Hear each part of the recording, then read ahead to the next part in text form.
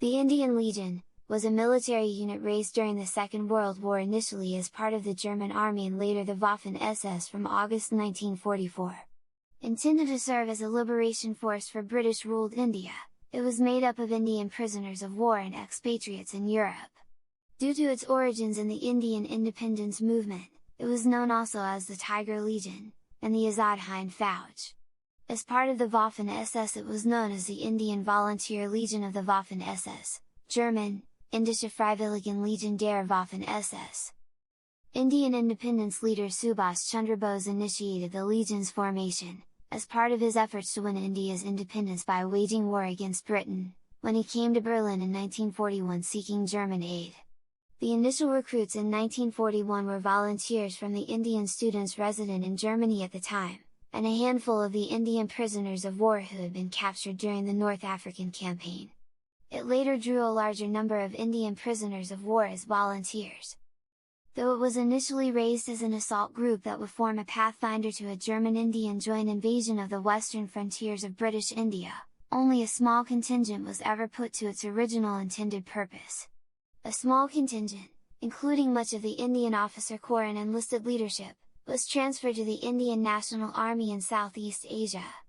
The majority of the troops of the Indian Legion were given only non-combat duties in the Netherlands and in France until the Allied invasion. They saw action in the retreat from the Allied advance across France, fighting mostly against the French resistance. One company was sent to Italy in 1944, where it saw action against British and Polish troops and undertook anti-partisan operations. At the time of the surrender of Nazi Germany in 1945, the remaining men of the Indian Legion made efforts to march to neutral Switzerland over the Alps, but they were captured by American and French troops and eventually shipped back to India to face charges of treason. After the uproar, the trials of Indians who served with the Axis caused among civilians in the military of British India, the Legion members' trials were not completed. The most notable and successful Indian force to fight with the Axis was the Indian National Army, INA, in Southeast Asia, that came into being with the support of the Japanese Empire in April 1942. Fascist Italy also created the Azad Hindustan Battalion in February 1942. This unit was formed from Indian POWs from their Centro-I POW camp, and Italians previously resident in India and Persia, and ultimately served under the Raggruppamento Centri Militari alongside units of Arabs and colonial Italians. However, the effort had little acceptance from the Indians in the unit, who did not wish to serve under Italian officers.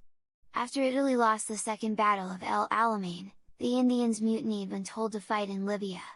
Consequently, the remnants of the battalion were disbanded in November 1942. The first troops of the Indian Legion were recruited from Indian POWs captured at El Mkili, Libya during the battles for Tobruk.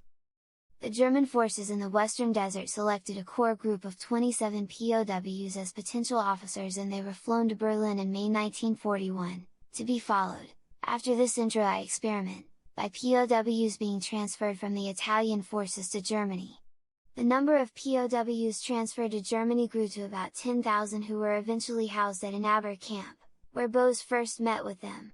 A first group of 300 volunteers from the POWs and Indians expatriates in Germany were sent to Frankenberg camp near Chemnitz, to train and convince arriving POWs to join the Legion.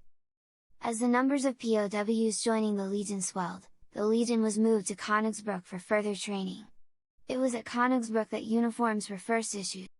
Bose sought and obtained agreement from the German High Command for the rather remarkable terms under which the Legion would serve in German military.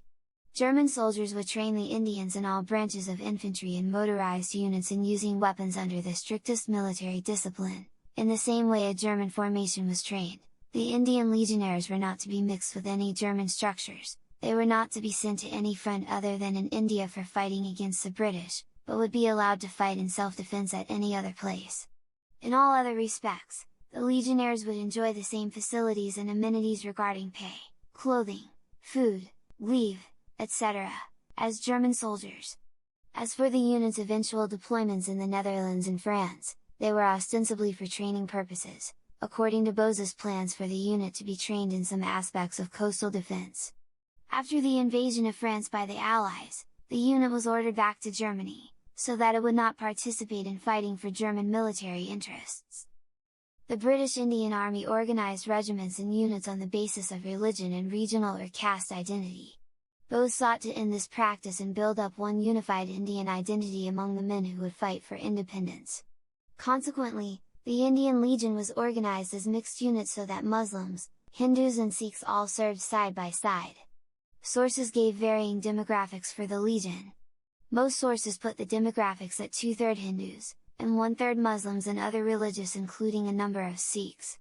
The success of Bose's idea of developing a unified national identity was evident when Heinrich Himmler proposed in late 1943, after Bose's departure, that the Muslim soldiers of the IR 950 be recruited into the new Hansker Division.